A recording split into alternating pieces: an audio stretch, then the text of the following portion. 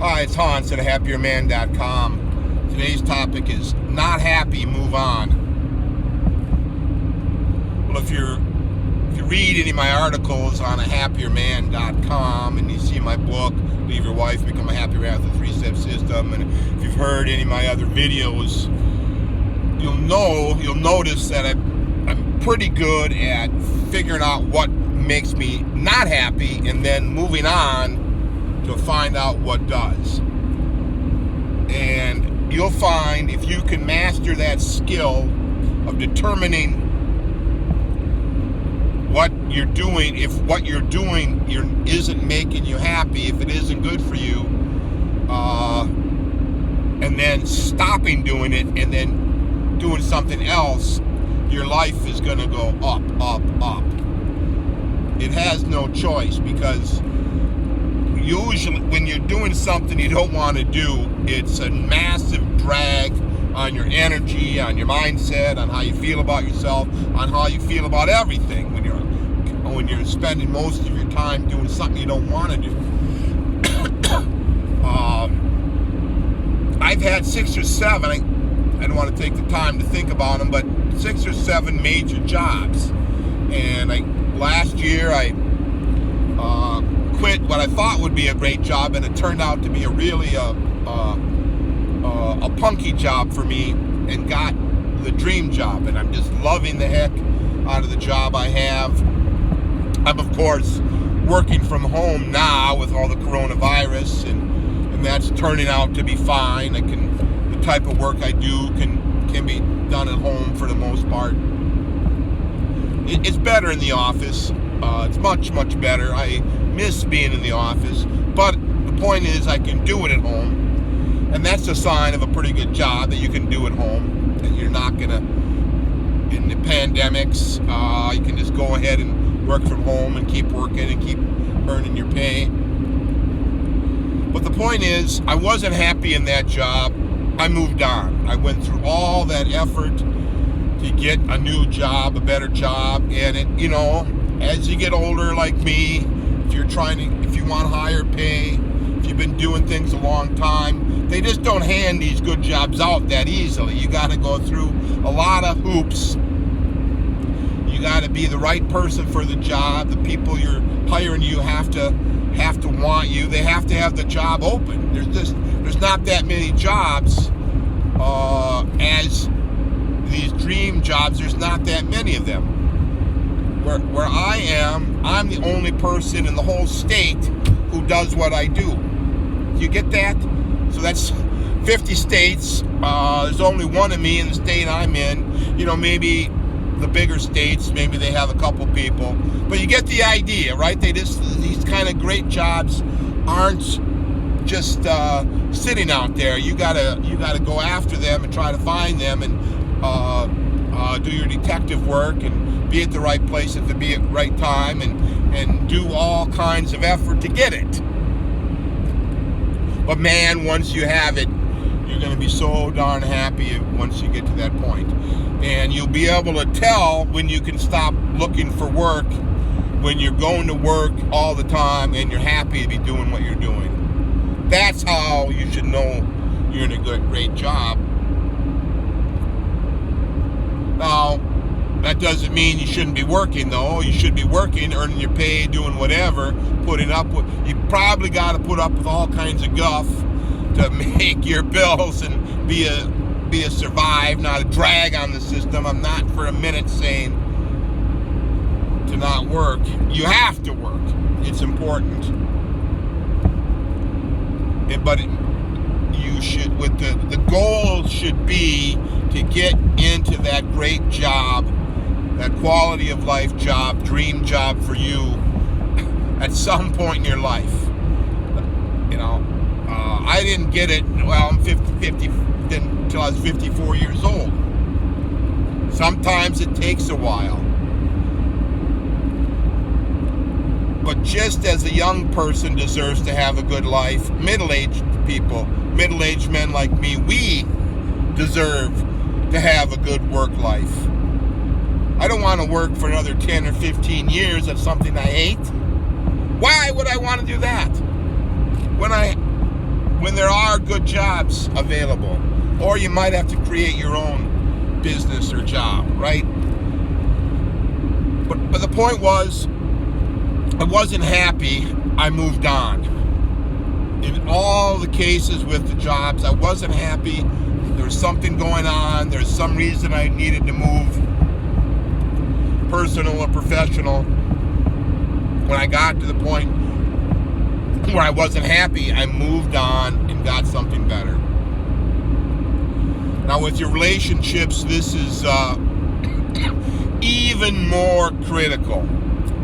Your relationship with your wife ought to be just happiness. You should be so happy to be with her. You should love to get home at night after a working day and spend time. You should love just hanging out with her and looking forward to that. That should be your reality with your wife. I don't think it is with most men. If it isn't that way for you, if it's misery, if it's drudgery, if it's irritation, frustration, if you just don't enjoy it, get my book, Leave Your Wife and Become a Happier Man, with a 3-step system, available on the ahappierman.com website. You can read about it, see if it's for you. But at this point in my life, I'm single.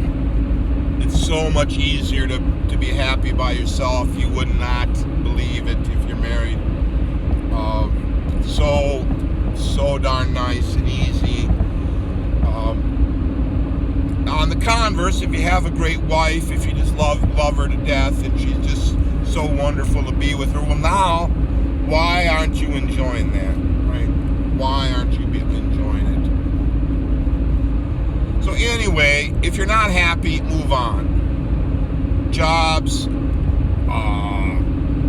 relationships. Sometimes you get stuck in a city or an area that you just don't like, right?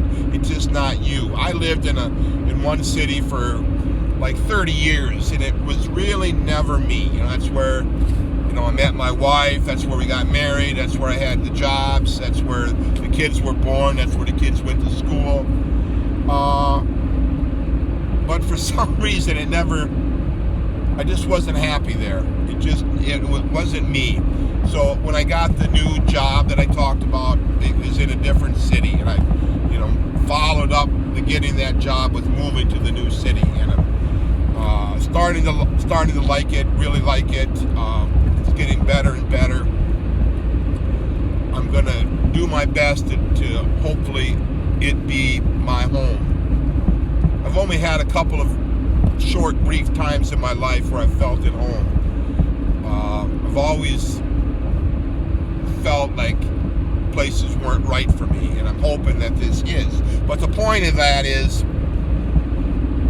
just as a marriage or relationship can be bad for you, just as a job can be bad for you, a location, a geographic location can be bad for you, and you might need to move on and try something else and study a different area and maybe go there and check it out. This is your life we're talking about. You deserve happiness. If you're not happy, move on. Here's a little story that I like to talk about. When I was a senior in high school, I was a very good football player, but I wasn't very good at basketball. It's kind of chubby and had thick legs, and I never really got in the basketball shape where you could run up and down the court. Now that helped me in football because I was a lineman and big and strong and blocking, but basketball, it didn't help me at all. And I never got good, and even though I was practicing all the time with all the other guys, so I'd be working hard at practice, trying to contribute, but never, I wasn't good enough to play in the games, just maybe at the last minute if we were way ahead or way behind. We had a good team, so we were either I either didn't play or we blew the other team out and I got to play at the end. And it was hard on my ego because I was a star football player and a scrub basketball player. But the point of that was I wasn't happy playing basketball. I dreaded it. I hated it all the years I played it. I kept playing it because at that time was the mindset, well, you can't quit. You started this back when you were in 7th grade. Now you're going to have to finish up to your senior in high school. We're counting on you. For what, I don't know, because I wasn't that good, right? To be a body, I guess, to have somebody to practice against. So, right before the start of my senior year of high school basketball, I screwed up my courage, went to the coach and said, I'm not going to play basketball this year. And this coach was one of these old school guys, very, very harsh, very, very mean, a real character, a good coach, but definitely a screamer and a demeanor and a hard on guys type of a coach. And of course he was just livid with rage, and I knew he would be. Yeah, I knew he would be. So that's why I didn't want to tell him, right? So I told him, and after 5 minutes of screaming at me, he said, well, think about it. And of course I said, yeah, I'll think about it. And of course I had thought about it, and that's why I went and told him. And I didn't. I just went home, and I had the best. That was by far the most satisfying year of my high school years of any schooling. For the 13 years I went to school, kindergarten through high school in my little town where I grew up, that was by far the best time I ever had. I loved not playing basketball. I absolutely loved it. I had one heck of a great rest of the senior year. It made my year. It made my high school career because of the happiness I found, the freedom from the torture of not playing. I wasn't happy. I moved on. I learned early. I learned at that time, man, if you can just learn how to quit the stuff that you really hate, your life can go right through the roof with happiness, satisfaction. Instead of my feet getting torn up on the first day of basketball practice and hobbling for months, ankles getting turned, the diarrhea and hating going to school because of the hard work of practice that I'm going to suck at anyway, and just get screamed and yelled at and get so tired I can hardly, so exhausted I can't do anything. My grades went up because I had time to study. I had fun with the guys, even had fun with the girls. Finally, I had time. I wasn't embarrassed about how bad I was at basketball. I was kind of reflecting about the fun of the football.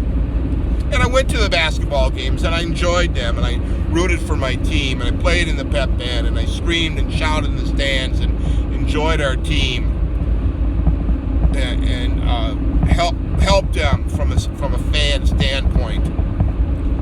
And I had just one heck of a great time. That's, to me, that was an ultimate lesson in moving on. How good quitting something is that isn't good for you. Moving on, finding out what you do love to do. And I found out I love to lift weights. I lifted weights after school with some of my buddies.